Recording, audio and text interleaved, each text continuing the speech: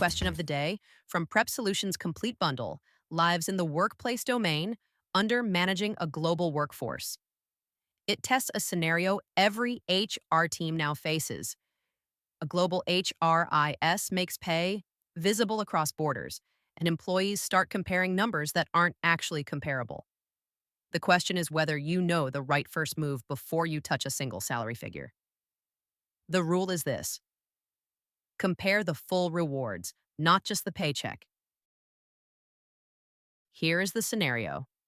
After the organization rolls out a global HRIS, a plant director reports that German engineers are threatening to resign. The engineers claim their compensation is significantly lower than the US counterparts they can now see in the system. Which action should HR take first?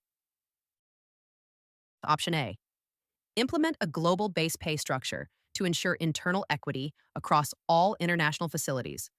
Option B: generate localized total reward statements that quantify the monetary value of regional statutory benefits and social programs.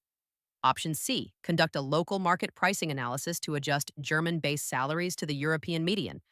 Option D: adopt an ethnocentric compensation strategy that aligns all international engineering wages to corporate headquarters. Pause here. Pick your answer. Ready? 3 of these 4 options jump to changing compensation. Only one asks a different question first.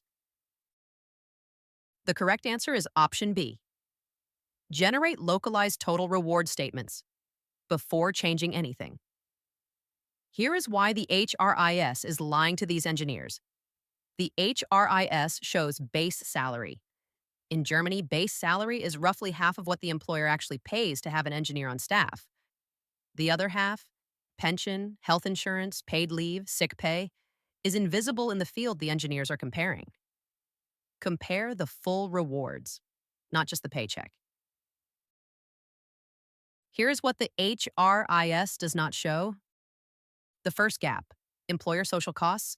In Germany, the employer pays roughly 19.6% of gross salary on top of the base as mandatory social insurance, pension, health, unemployment, nursing care, and accident insurance. For an engineer earning €80,000 in base, the employer is also paying roughly €16,000 more that does not appear anywhere on the salary line. The US comparison? The employer adds about 7.65% payroll tax and nothing statutory beyond that. The second gap: statutory paid leave. Germany mandates a minimum of 20 paid vacation days by law. Most contracts set this at 25 to 30. The US has 0 federal paid leave mandate. Some states have acted. Federal baseline is nothing. The third gap: paid sick leave. Germany guarantees 6 weeks of sick pay at 100% of salary by law, then statutory insurance covers 70% for up to 78 weeks. US federal law requires no paid sick leave at all. 3 dimensions. 3 significant gaps that all favor the German employee. The HRIS showed none of this. Here's the deeper principle. Equity across borders is not equality of numbers. A global HR professional recognizes that fairness is about total value delivered, not about matching one currency figure across borders.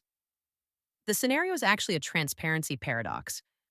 A global HRIS made pay visible. That was the right move for trust. But visibility without context creates false equivalence. The engineers saw a lower number in the base salary field and drew the wrong conclusion. They are not underpaid. They are underinformed about what they are already receiving. So what does HR actually do here? Generate localized total reward statements, quantify pension, health insurance, and paid leave in euros alongside the base. Educate before you adjust. The conversation often ends there. Audit for actual market